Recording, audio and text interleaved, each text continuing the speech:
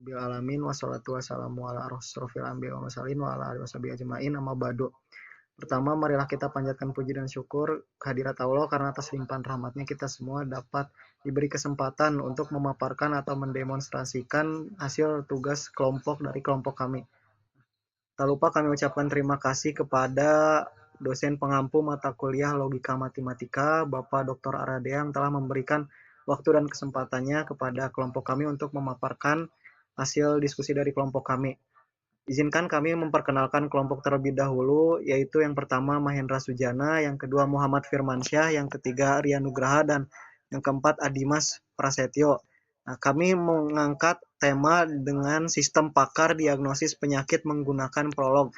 Untuk mengefektifkan waktu, maka tanpa berlama-lama, saya kembalikan atau saya persilahkan kepada rekan saya untuk memaparkan hasil kelompok kami. Sistem pakar diagnosis penyakit menggunakan prolog. Presentasi ini akan membahas bagaimana bahasa pemrogram prolog dapat digunakan untuk membangun sistem pakar diagnosis penyakit. Kita akan menjelajahi konsep dasar prolog, representasi logika, hingga implementasi praktisnya. Pendahuluan, memahami bahasa pemrograman prolog. Prolog singkatan dari Programming in Logic adalah bahasa pemrograman revolusioner yang berbasis pada logika predikat. Diciptakan oleh Alain Kolmeier dan Robert Kowalski pada tahun 1972. Prolog dirancang khusus untuk mengatasi masalah-masalah yang melibatkan logika dan inferensi. Prolog banyak digunakan dalam bidang kecerdasan buatan atau AI, termasuk sistem pakar, pemrosesan bahasa alami, dan perencanaan otomatis. Keunikan prolog terletak pada kemampuannya untuk mendefinisikan hubungan antar data dan aturan-aturan logika, bukan sekedar urutan instruksi. Struktur dasar komponen utama dalam prolog. Fakta. Fakta adalah pernyataan dasar atau kebenaran yang diketahui oleh sistem dalam prolog. Fakta dipresentasikan sebagai predikat, misalkan demam atau batuk. Ini menunjukkan bahwa pasien memiliki gejala demam atau buruk. Aturan. Aturan mendefinisikan bagaimana fakta-fakta dapat digabungkan untuk menyimpulkan pengetahuan baru. Aturan dalam prolog berfungsi seperti pernyataan jika maka. Contoh, flu X, demam X. Berarti jika X demam dan X batuk, maka X menderita flu. Query adalah pernyataan yang diajukan ke sistem prolog untuk mencari jawaban. Sistem akan menggunakan fakta dan aturan yang ada untuk mencari tahu apakah query tersebut benar atau tidak, dan jika iya, variabel apa yang memenuhi kondisi tersebut. Contoh, flu pasien. Sistem pakar diagnosis penyakit sederhana. Kami menggunakan studi kasus sistem pakar sederhana yang dirancang untuk membantu diagnosis penyakit berdasarkan gejala yang dialami pasien. Sistem ini berfungsi sebagai alat pendukung keputusan awal memprediksi kemungkinan penyakit.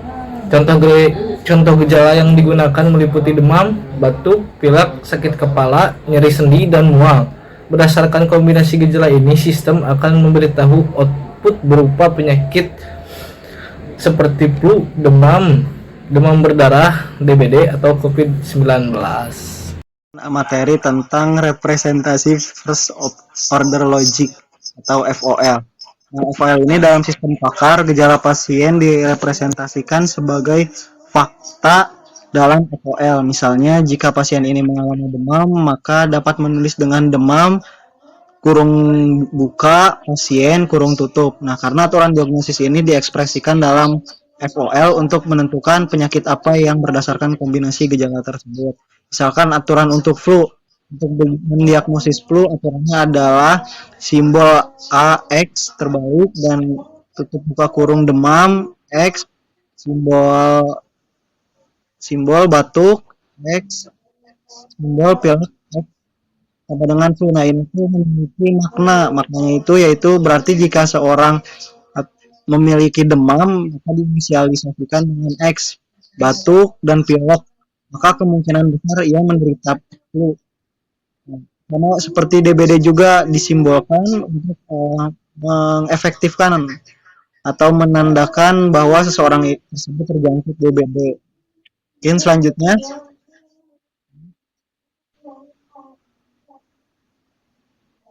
Nah, Ini ada transformasi logika dan implementasi FOL dalam bentuk prolog.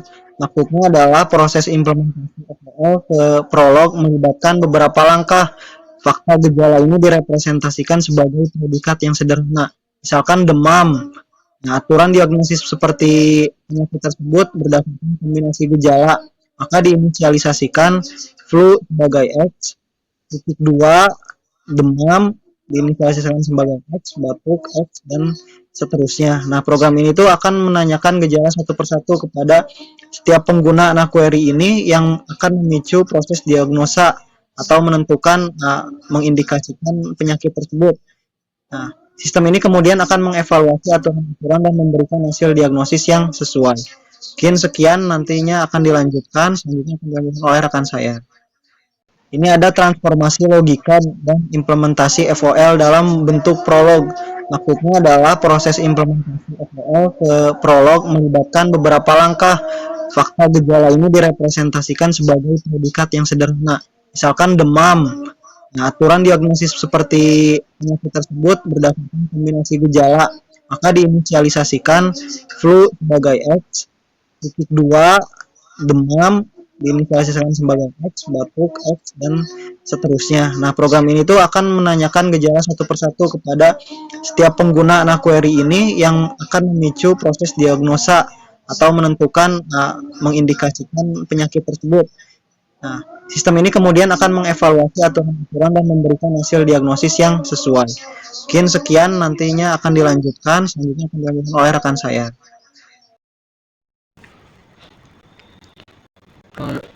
Prosedur lanjutan skema diagnosis penyakit yang lebih spesifik, gejala yang ditanyakan, dan dialog kemungkinan demam, dingin, sakit perut, dan mual. Kemungkinan Anda menderita penyakit tipus demam, batuk, sesak napas, dan kehilangan indera perasa. Kemungkinan Anda menderita penyakit COVID, lemas, nyeri sendi. Kemungkinan Anda menderita penyakit nyeri dada dan pusing. Kemungkinan Anda menderita penyakit jantung kronis pusing. Kemungkinan Anda menderita penyakit hipertiroidosis. Tabel di atas menunjukkan contoh skenario dan hasil diagnosis yang lebih spesifik. Sistem akan terus menanyakan gejala sehingga menemukan kecocokan atau menyatakan tidak ada diagnosis yang relevan. Kesimpulan dan arah pengembangan. Efektivitas prolog terbukti sangat efektif dalam membangun sistem pakar diagnosis berbasis logika berkat kemampuannya dalam inferensi dan representasi pengetahuan. Logika predikat. Penggunaan logika predikat mempermudah representasi pengetahuan dalam bentuk fakta dan aturan yang menjadi inti sistem diagnosis. Manfaat sistem diagnosis ini memberikan informasi awal yang cepat dan logis tentang kemungkinan penyakit, berguna sebagai alat bantu. Pengembangan lanjut. Sistem ini dapat dikembangkan lebih lanjut dengan menambah jumlah gejala dan penyakit serta integrasi dengan basis data medis yang lebih besar.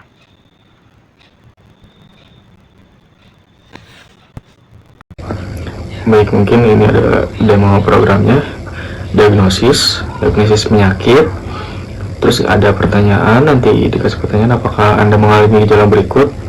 demam misalkan, jika iya langsung mengisi dengan simbol huruf Y, apabila tidak dengan N. Apabila Y, maka ada pertanyaan kembali, apakah Anda mengalami gejala berikut?